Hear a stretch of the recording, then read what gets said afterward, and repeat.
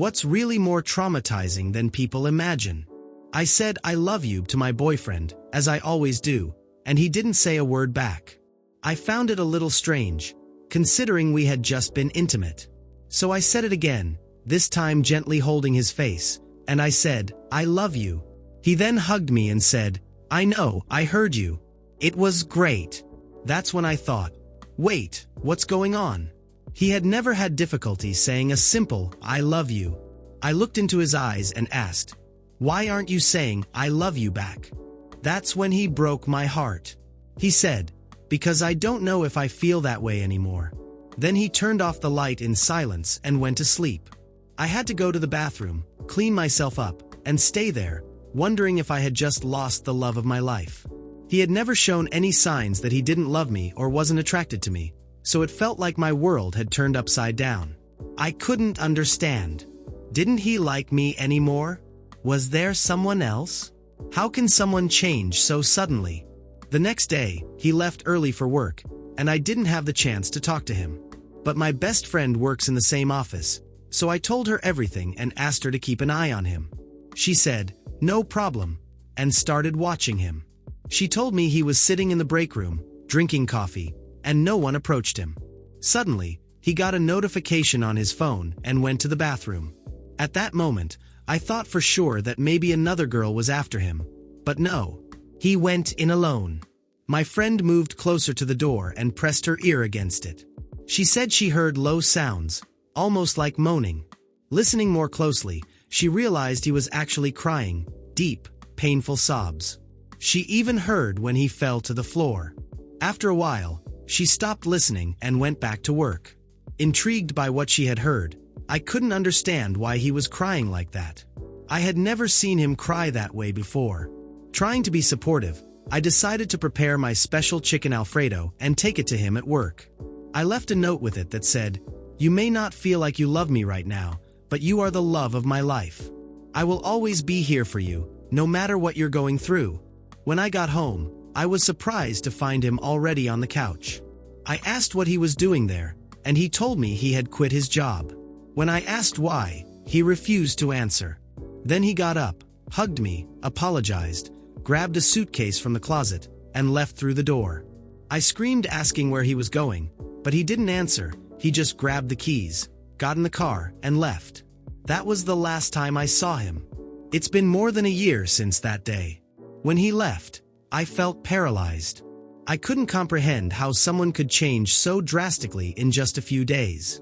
I had already shared with him my fear of abandonment, how my dad left me when I was a child, and now my boyfriend had become exactly what I feared the most. Every day, I cried on the phone with my best friend, asking why he left. She promised to help me figure out the truth, but she also encouraged me to take care of myself. She made me start going to the gym with her and made sure I got out of bed, even if it was just a walk on the treadmill. For a while, I kept going every day, but I wasn't losing much weight. Then my friend suggested I try appetite-suppressing pills to help with my cravings and regulate my progress with exercise and the pills. I started feeling more confident, but even so, I still felt deeply alone. My boyfriend had left without any warning. Then I decided it was time to try to move on. I posted some pictures on Instagram, showing off my new body, as I was in the best shape of my life. It didn't take long before someone commented, "Hey, it's been a while. All men are the same." I stared at that comment on Instagram, trying to digest what it meant. All men are the same. Part of me wanted to ignore it, but another part was exhausted from crying and questioning what had gone wrong. My body was in shape, my days now had some purpose, and yet I still felt incomplete. It was like I was floating in emptiness, waiting for something or someone to pull me back to the ground. It was then, a few days later, that something unexpected happened. Someone I had lost touch with, a college acquaintance, messaged me on direct. "Hey, it's been so long. How are you?" I hesitated before replying, but curious and desperate for a moment of normalcy, I started a conversation. After a few messages, he invited me out. It was straightforward, no beating around the bush. "Want to have dinner with me this week?" I felt a mix of surprise and relief. Finally, a date. The chance to take a step forward, to leave that weight in the past. The idea of dressing up, feeling desired, and going out to talk to someone who admired me felt like the missing piece of my recovery. I said yes immediately, and we set it up for the weekend. Right then, I felt an irresistible urge to share the news. The person who had supported me the most through it all was my best friend, so it made perfect sense that she would be the first to know. I was so excited that I didn't think twice. I didn't text, I didn't call, I just grabbed my purse and went straight to her house. Even though it was night, I wanted to see the look on her face in person. When I arrived at her door, I knocked a few times, feeling my heart race with excitement. I imagined the two of us celebrating together, maybe even opening a bottle of wine to celebrate my first real victory since that devastating abandonment. The door opened, and the smile I had on my face froze the moment I saw who was on the other side. It was him, my ex-boyfriend. The air seemed to disappear from my lungs, and for a second, I thought I was going to faint right there. My brain refused to process what my eyes were seeing. He was there, at my best friend's house, casually dressed, as if he were comfortable, as if that was his place, as if he belonged there. He stood frozen at the door, as surprised as I was, but he didn't say anything, just stared at me with that empty expression I had learned to hate in recent months. I tried to speak, but the words wouldn't come. It was as if the universe had played a cruel joke on me, as if every step I took forward was immediately pulled back. "What are you doing here?" was all I could say, my voice trembling. Before he could answer, I heard my friend's voice from behind. "Who is it, babe? Babe." She called him babe. My stomach twisted, and I felt the ground slip from under my feet. It was such a deep sense of betrayal that I didn't even know how to react. The world spun around me as I tried to understand what was happening. How could she, my best friend, do this to me? How could he, who disappeared without explanation, end up here with her? He stepped back, and there she was, coming from the hallway and stopping next to him. They stood there, frozen, as if they didn't know what to say or how to justify the unexplainable. "Are you two together?" I asked, trying to control the rage building inside me, but my voice faltered. It was a mix of pain, shock, and hate. My friend tried to say something, but seemed unable to find the right words. "It wasn't supposed to be like this," she whispered, avoiding my gaze. I took a step back, feeling like every part of my body was being crushed from the inside. What were they doing together? How long had this been going on? And why the hell did he leave just to end up with her? Were you already together while he was still with me? The question slipped out before I could stop it. My hands trembled, and I could feel the tears starting to form, but I refused to cry. "Not there, not in front of them." "It's not that simple," she replied, looking more uncomfortable with each second. He was confused. Confused. I laughed, a bitter, sarcastic laugh. "So he was confused when he left without saying a word and ended up in your arms?" My ex just lowered his head, as if he didn't have the courage to look me in the eye. That only made my anger grow even more. I wanted to scream, punch something, make them feel at least a fraction of what I was feeling at that moment. "You're ridiculous," I murmured, taking a few more steps back. "You deserve each other." I turned my back and left before they could say anything else. My steps were fast and heavy, and my heart beat so hard it hurt. When I got in the car, the tears finally came. I felt crushed, devastated, and more alone than ever. I drove aimlessly for a while, trying to calm the thoughts racing through my mind. How could they do this to me? The people I trusted the most stabbed me in the back in a way I never imagined was possible. But through sobs and heavy breaths, one thing became clear. I wasn't going to let them win. I was going to pull myself together. I was going to get over this too. And this time, it wouldn't be to impress anyone. It would be for me. I needed a plan. In the following days, the pain turned into pure rage. I couldn't let this betrayal go unpunished. My best friend, the person I trusted the most, and my ex-boyfriend, the one who promised love and then abandoned me without explanation, were together. They had laughed behind my back and destroyed the little trust one had left. But they weren't going to get away with it. They were going to pay. I spent hours thinking about how to act. Nothing impulsive, nothing exaggerated. I wanted something that would make them regret it deeply, something real, calculated, and that wouldn't leave me vulnerable. I needed to be meticulous, and that's exactly what I did. I started planning my revenge calmly, until every detail was perfect. First, I started with her. I knew my ex-best friend had some weaknesses. She was obsessed with the image she projected on social media, loved to show off as the perfect girl, always surrounded by friends and with a seemingly happy life. I knew her stability was fragile, so I started slowly planting seeds of chaos. I created an anonymous profile and began sending cryptic messages to her acquaintances, hinting that she was involved in something she shouldn't be. I discreetly spread rumors within her friend circle, always subtly, never making it clear they came from me. Small gossip that, at first, didn't seem like much, but over time became a nightmare. For her, the comments on social media started becoming more acidic, and even the atmosphere at her workplace grew colder. Meanwhile, I knew my ex was living with her, and they seemed comfortable in this new phase together. So, I decided to do something even more personal. They always had the habit of leaving bills unpaid, and since I knew some of his passwords, I was able to access his emails and mess with some of his accounts. I changed due dates, canceled some important subscriptions, and altered addresses to create a small financial chaos in his life. Nothing illegal, just enough to make him miss deadlines and accumulate fines. When he realized, it would be too late to fix it. All of this happened over the course of a few weeks. The chaos I caused was subtle but precise. They started having arguments that only worsened with the social pressure my friend was facing and the financial problems he was accumulating. I knew their relationship wouldn't hold, and I was right. Then, during a break, I remembered that in the middle of all that confusion and anger, I had completely forgotten about the date I had set up with a college acquaintance. He was waiting for me that night, and I simply didn't show up. I felt a huge weight in my chest, grabbed my phone, and sent him a message, apologizing 1,000 times.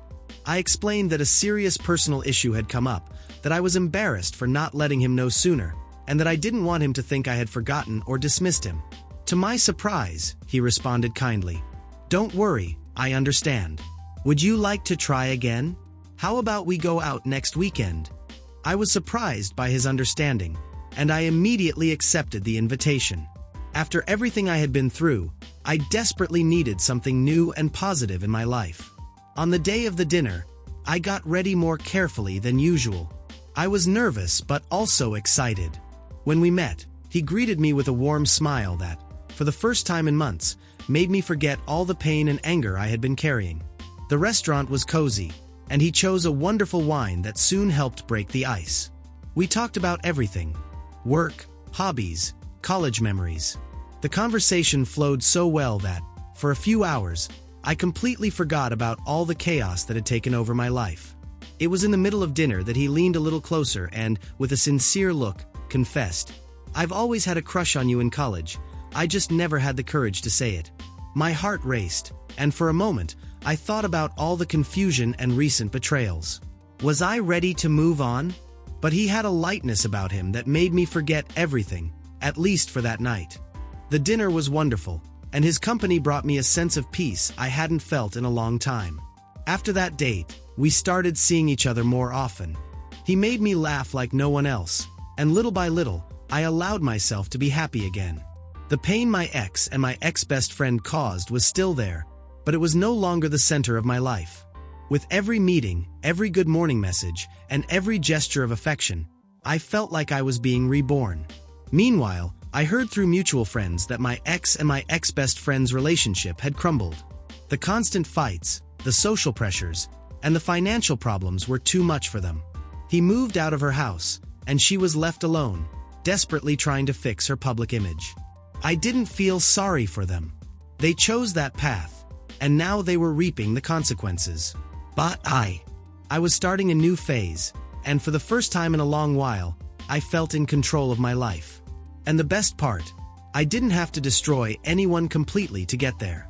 The revenge was subtle, precise, and now just a distant memory, as I allowed myself to live and love again. I decided I couldn't let everything that happened stay between the three of us. Their betrayal hurt me deeply, and although I had found some comfort in moving on, I didn't want them to get away unscathed. It wouldn't be just for my pain. It would be so they could learn that playing with someone's feelings and trust has consequences. I began planning the next step of my revenge. I knew that if the people around us found out the whole truth, my ex-best friend and my ex-boyfriend would face social and professional repercussions. And that's exactly what I did. I prepared everything to expose their betrayal. I gathered evidence carefully, dug through old messages, photos, and screenshots of conversations, collecting details that proved how they had betrayed me. I also gathered indirect testimonies from mutual friends who knew something strange had happened but didn't know exactly what. Every piece of the puzzle was organized so that when I exposed the story, no one would have any doubts about what they had done. Then, I created an anonymous profile on social media and wrote a long post revealing the truth. I made sure to be direct and precise. I explained how they got involved while I was still with him, how my friend betrayed me behind my back, and how he disappeared without any explanation, only to go live with her. The narrative was clear, impactful, and I included the evidence at the end so no one could contest it. When I posted it, it went viral within hours. No one expected two seemingly perfect people to be exposed in such a devastating way.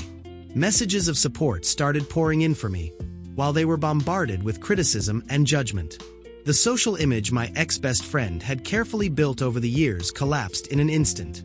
And my ex? Well, he was finally feeling what it was like to be abandoned, as even his friends turned their backs on him. The fallout was so great that it affected both of their professional lives.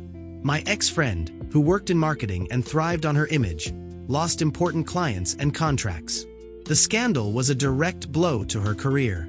As for my ex-boyfriend, who had a stable job, he was let go by the company, citing that employees' personal images impacted the company's credibility. They were ruined, both personally and professionally. Over the following weeks, I learned that their relationship had completely fallen apart. The stress from the criticism and the pressure of the debts were too much for them to handle together.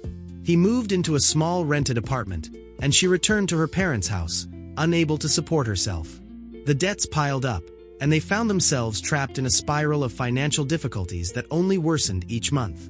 Meanwhile, my life was going in a completely different direction. With each passing day, my relationship with the guy who treated me well grew stronger. At first, I was hesitant, still marked by the wounds of the past, but he was patient, understanding, and never pressured me. He showed me that it was possible to be in a relationship where there was respect, affection, and sincerity. Over time, I realized I had fallen for him. It wasn't a desperate or impulsive love, but something built slowly, based on mutual trust and respect. He became my safe harbor, someone I could be myself with, without fear of judgment or betrayal. We started making plans together, trips, personal projects, and even talked about living together in the future. Today, we are happy and united. The peace I've found with him is something I never imagined would be possible. Every smile, every gesture of affection, and every moment with him are reminders that it was worth moving forward. He helped me overcome the past, and I finally left behind all the pain my ex and my ex-friend caused. I no longer feel anger or a desire for revenge. In fact, I feel sorry for them. They lived a lie and paid a high price for it. As for me, I've learned to be strong, to trust myself, and, above all, not to accept anything less than I deserve. Now, when I look back, I see all that chaos as a difficult but necessary lesson.